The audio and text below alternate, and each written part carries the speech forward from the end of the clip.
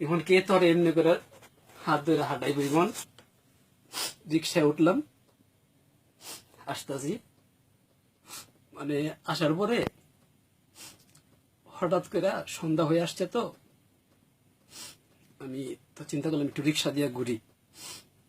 গিয়েছি এই সাইড দিয়ে আমি ঘুরতেছি, সন্ধ্যাবেলা আজান দিতেছে মাগরিবের। আমার ডান হাতটার উপরে একটা হাত রাখছে, হাত রাইখা আমার ডান কাঁধে মাথাটা রাইখা বলতেছি, ইমন আমি তোমার একটা কথা বললাম। বলো। সত্যি করে বললো তো আমার কি হয়েছে। আমি তখন কি উত্তর দিব ভাই। আমি তখন উপর দিকে তাকাইছিলাম, আমার মনে হইতাছিল যে আকাশটা ভাইঙ্গা আমি ইমনের মাথায় পড়ে যাইতেছে। উপর দিকে তাকায় শুধু বলতেছে, আল্লাহ আমি যদি জীবনে একটা পূর্ণ করি আল্লাহ, এর বিনিময়ে আল্লাহ তোমার চোখ দিয়ে পানি দিও না আল্লাহ, আবার তীব্রতা মরে যাই আল্লাহ। আমি চাই না শেষ পর্যায়ে আমি কষ্ট দিতে, কারণ যে মানুষটা আমার যখন অন্ধকারের জীবনে মানুষটা আমার হাত ধরে রাখছে, আল্লাহ তুমি তো নিয়ে যাইবা আল্লাহ, আমার চোখ দিয়ে যাতে পানি না বেরে আল্লাহ। আমি প্রশ্ন করতেছিলাম ইমন কি হয়েছে, আমি আমি কি উত্তর দিব ভাই।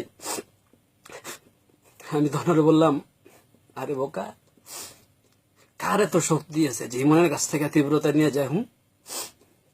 আমার শক্ত করে আমার হাত ধরে বলতেছি, ইমন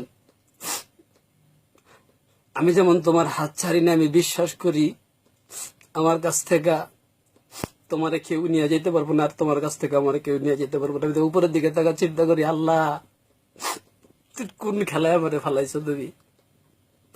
আমার মানুষ কয় পৃথিবীর কেউ বলে নিয়ে যেতে পারবো না, কিন্তু তুমি তো ঠিকই নিয়ে যাই আল্লাহ।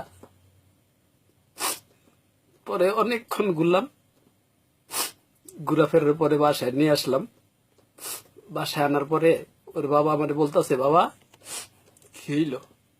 আমি তখন ওর বাবারে শুধু জোর হাত করে ক্ষমা চাইলাম যে আঙ্কেল আমি আপনার সাথে সেদিন একটা দুর্ব্যবহার করছি, তবে আপনার কাছে একটা অনুরোধ, আমার তীব্রতা যে কয়দিন বাঁচে আমার কাছে থাকুক। তো উনি বল